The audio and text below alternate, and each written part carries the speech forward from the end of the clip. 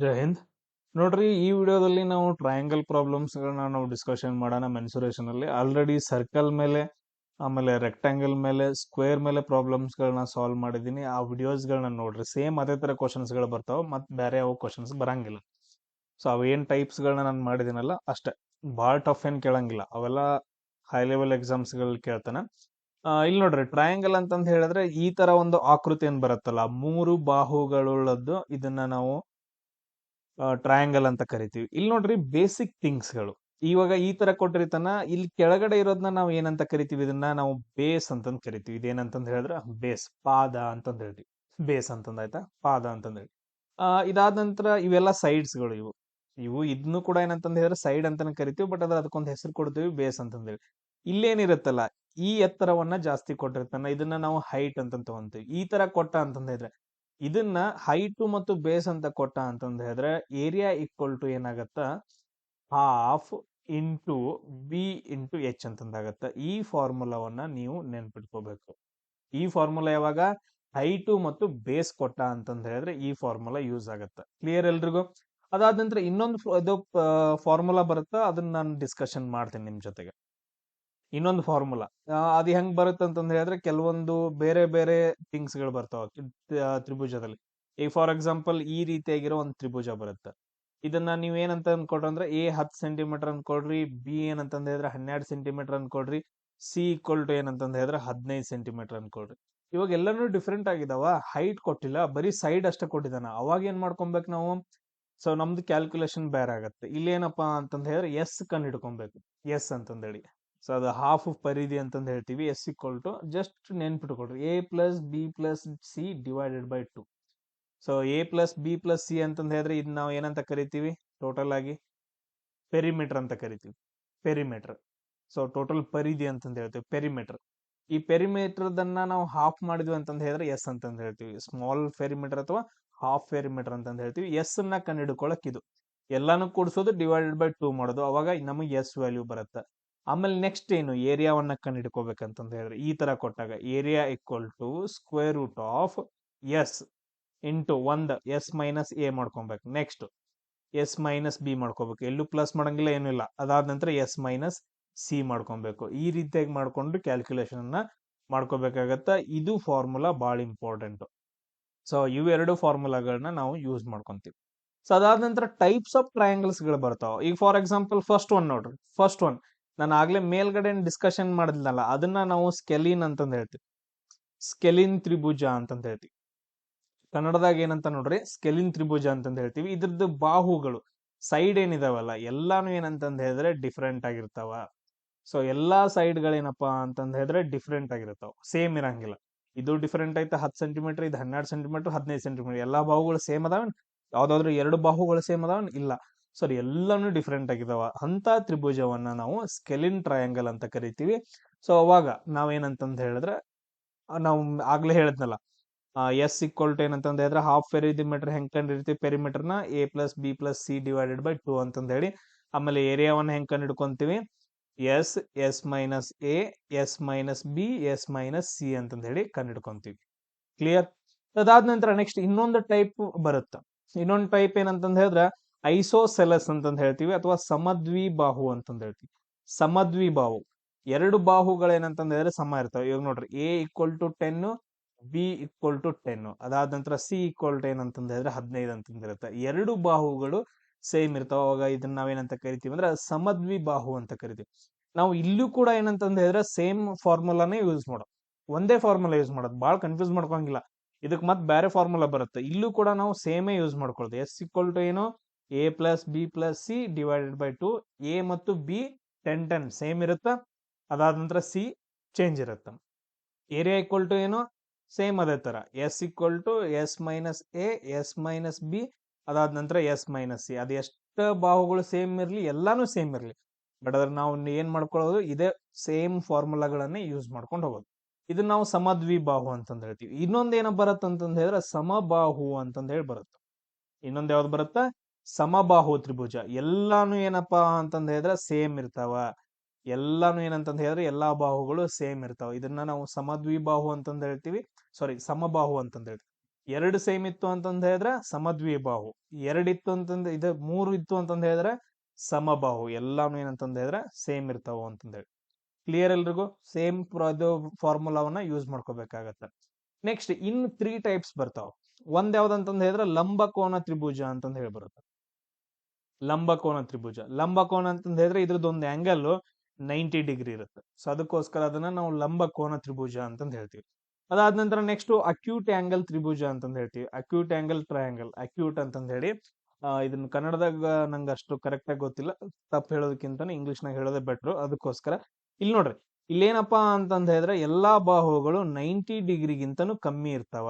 So 90 ಡಿಗ್ರಿಗಿಂತನೂ ಕಮ್ಮಿ ಇರ್ತಾವ ಎಲ್ಲಾ ಆಂಗಲ್ಗಳು. ಸೊ ಅದನ್ನ ನಾವು ಅಕ್ಯೂಟ್ ಅಂತ ಕರಿತೀವಿ. ಇನ್ನೊಂದು ಅಬ್ಟ್ಯೂಸ್ ಅಂತಂದ ಹೇಳ್ತೀವಿ. ಇನ್ನೊಂದು ಯಾವ್ದಪ್ಪ ಅಂತಂದ ಹೇಳಿದ್ರೆ ಅಬ್ಟ್ಯೂಸ್ ಅಂತಂದ ಹೇಳ್ತೀವಿ. ಸೊ ಇದ್ರಲ್ಲಿ ಯಾವ್ದಾದ್ರು ಒಂದ್ ಆಂಗಲ್ 90 ಡಿಗ್ರಿಗಿಂತ ಜಾಸ್ತಿ ಇತ್ತು ಅಂತಂದ ಹೇಳಿದ್ರೆ ಅದನ್ನ ಅಬ್ಟ್ಯೂಸ್ ಅಂತ ಹೇಳ್ತೀವಿ. ಕ್ಲಿಯರ್? ಇವು ಮೂರದ್ರ ಮೇಲೆ ಅಷ್ಟೊಂದು ಕ್ವಶನ್ಸ್ ಗಳನ್ನ ಕೇಳಂಗಿಲ್ಲ ನಮ್ಗೆ ಇವಾಗ. ಅಂದ್ರೆ ನಾವು ಮೇನ್ ಏನು ಇದು ಮಾಡ್ತೀವಲ್ಲ, ಇದು ಯಾವಾಗ ಎಲ್ಲಿ ಕೇಳ್ತಾರ ಅಂತಂದ ಹೇಳಿದ್ರೆ CGL, CDS exam, UPSC exams ಗಳಲ್ಲಿ ಕೇಳ್ತಾರೆ. ಸೊ ಇದನ್ ಬಿಟ್ರೆ ಮತ್ತೆ ಬೇರೆ ಕಡೆ ಎಲ್ಲೂ ಕೇಳಂಗಿಲ್ಲ. ಸೊ ಲಂಬಕೋನ ತ್ರಿಭುಜ, ಅಕ್ಯೂಸ್, ಇದ್ರ ಇಂಥ ಕ್ವಶನ್ಸ್ಗಳು. ಸೊ ಫಸ್ಟ್ ನಾವು ಬೇಸಿಕ್ಸ್ ಮಾಡ್ಕೊಳ್ಳೋಣ. ಅದ್ರ ಮೇಲೂ ಬೇಕಂದ್ರೆ ನೆಕ್ಸ್ಟ್ ನಾ ಇನ್ನೊಂದು ಕ್ಲಾಸ್ ಮಾಡಿ ಹಾಕ್ತೀನಿ ಅದ್ರ ಮೇಲೆ. ನೋಡ್ರಿ, ತ್ರಿಕೋನದ ವಿಸ್ತೀರ್ಣವನ್ನ ಕಂಡುಹಿಡಬೇಕು. ಅದರದ ಎತ್ತರ ತಳ ಕ್ರಮವಾಗಿ ಏನಂತಂದ ಹೇಳಿದ್ರೆ 12 ಮತ್ತು 7 ಇದಾವ. ಅಂದ್ರೆ ಎತ್ತರ ಎಷ್ಟೈತಿ? 12 ಸೆಂಟಿಮೀಟರ್ ಐತಿ. ತಳ ಎಷ್ಟೈತಿ? ಬೇಸ್ ಅಂತಂದ ಹೇಳ್ತಿ 7 ಸೆಂಟಿಮೀಟರ್. ಇದು ಬೇಸ್ ಎಷ್ಟೈತಪ್ಪ ಅಂತಂದ ಹೇಳಿದ್ರೆ 7 ಸೆಂಟಿಮೀಟರ್ ಐತಿ. ಹಂಗಾದ್ರೆ ಇದು ಎಷ್ಟೈತಿ ನೋಡ್ರಿ, ಹೈಟ್ ಎಷ್ಟೈತಿ ಅಂತಂದ ಹೇಳಿದ್ರೆ 12 ಐತೆ. ಸೊ ಇದನ್ನ ನಾವು H ಅಂತ ತಗೊಂತೀವಿ, ಇದನ್ನ B ಅಂತ ತಗೋತೀವಿ. ಏರಿಯಾ ಈಕ್ವಲ್ ಟು ಏನಾಗತ್ತ? ಹಾಫ್ B ಇಂಟು H ಅಂತ ಅಂದಾಗತ್ತ. ಹಾಫ್ ಇಂಟು B ಎಷ್ಟೈತಿ? 7 ಐತಿ. H ಎಷ್ಟೈತಿ? 7 ಐತಿ. 2 ಅಂದ್ಲೆ 2 ಆರ್ಲೆ.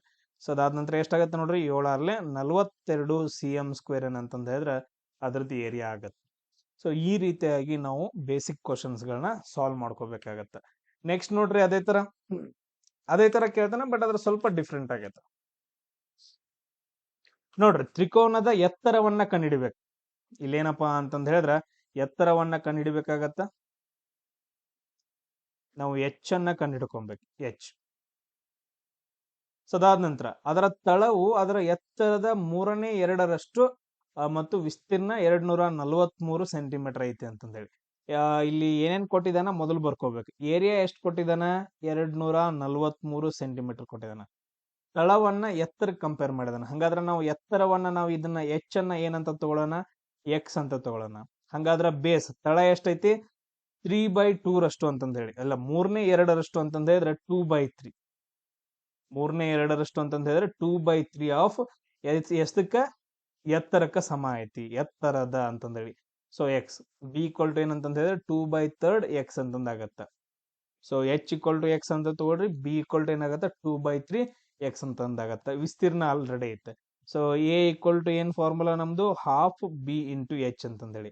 ಸೊ A ಎಷ್ಟೈತಿ ನೋಡ್ರಿ? 243. ಹಾಫ್ B ಎಷ್ಟೈತಿ? 2/3X. ಅದಾದ ನಂತರ H ಎಷ್ಟೈತಿ? X ಐತಿ. 2 ಕ್ಯಾನ್ಸಲ್. 243 ಇನ್ನೇನು ಉಳಿತು? X² divided by 3. ಸೊ ನಾವು X² ನ ಕಂಡುಕೊಬೇಕು. ಸೊ 243 ಇಂಟು 3 ಎಷ್ಟಾಗತ್ತೆ ನೋಡ್ರಿ? 243 ಇಂಟು 3. ಸೊ 3 3 9, 3 4 12, 3 2 6, 729 ಆಗತ್ತೆ. 729. X² 729 ಆಯ್ತು ಅಂತಂದ ಹೇಳಿದ್ರೆ X ಎಷ್ಟಾಗತ್ತೆ? ಸ್ಕ್ವೇರ್ ರೂಟ್ ಆಫ್ 729 ಎಷ್ಟು? 27 ಆಗತ್ತೆ. ಎಷ್ಟಾಗತ್ತೆ? 27. X ಈಕ್ವಲ್ ಟು ಎಷ್ಟು ಅಂತಂದ ಹೇಳಿದ್ರೆ 27. ಹಂಗಾದ್ರೆ H ಈಕ್ವಲ್ ಟು ಎಷ್ಟಾಯ್ತು? 27 ಆಯ್ತು.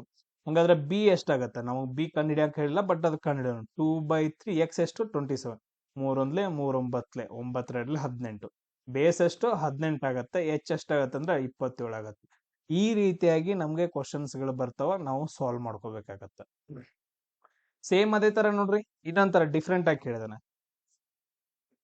ಸೊ ಪರಿಧಿ, ಪೆರಿಮೀಟರ್, ಎಲ್ಲಾ ಬಾಹುಗಳನ್ನ ಸೇರಿಸಿದ್ರೆ ಅದನ್ನ ನಾವು ಏನಂತ ಕರಿತೀವಿ ಅಂದ್ರೆ ಪೆರಿಮೀಟರ್ ಅಂತ ಕರಿತೀವಿ. ಪೆರಿಮೀಟರ್ ಈಕ್ವಲ್ ಟು ಇದು A ಆಗಿದ್ರೆ, ಇದು B ಆಗಿದ್ರೆ, ಇದು C ಆಗಿದ್ರೆ perimeter equal to A plus B plus C ಅಂತಂದು ಹೇಳ್ತೀವಿ.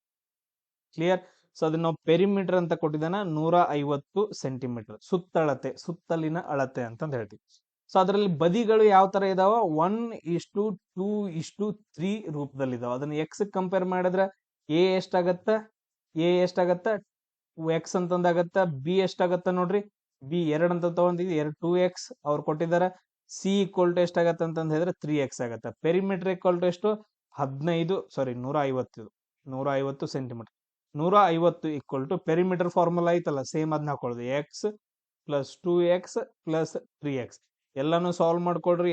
ಎಷ್ಟು ಬರುತ್ತೆ ನೋಡ್ರಿ, 6x ಈಕ್ವಲ್ ಟು 150 ಬರುತ್ತೆ. ಎಕ್ಸ್ ವ್ಯಾಲ್ಯೂ ಎಷ್ಟಾಗತ್ತೆ ನೋಡ್ರಿ, 150 ಡಿವೈಡೆಡ್ 6 ಅಂತಂದ್ ಹೇಳಿದ್ರೆ 6 5. ಸೊ ಎಕ್ಸ್ ವ್ಯಾಲ್ಯೂ ಎಷ್ಟಾಗತ್ತೆ ಅಂತಂದ್ ಹೇಳಿದ್ರೆ 25 ಆಗತ್ತೆ. ಎಕ್ಸ್ ವ್ಯಾಲ್ಯೂ ಎಷ್ಟಾಗತ್ತೆ 25 ಆಗತ್ತೆ. ಹಂಗಾದ್ರೆ ನಮ್ದು ಏನ್ ಕೇಳಿದಾನ, ಬದಿಗಳನ್ನ ಕಂಡಿಡಿ ಅಂತಂದ್ ಹೇಳಿದಾನ.